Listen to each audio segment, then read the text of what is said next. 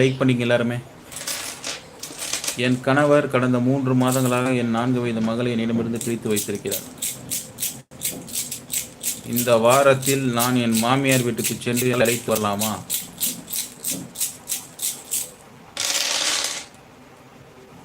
கண்டிப்பா அழைத்து வரலாம்.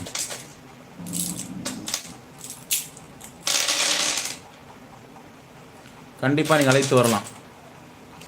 பிரீத்தி இருக்கீங்களா? பிரீத்தி, கண்டிப்பா நீங்க அழைத்து வரலாம். சட்டப்படி பெண் குழந்தை உங்களுக்கு தான் சொந்தம். தைரியமா நீங்க அழைத்து வரலாம்.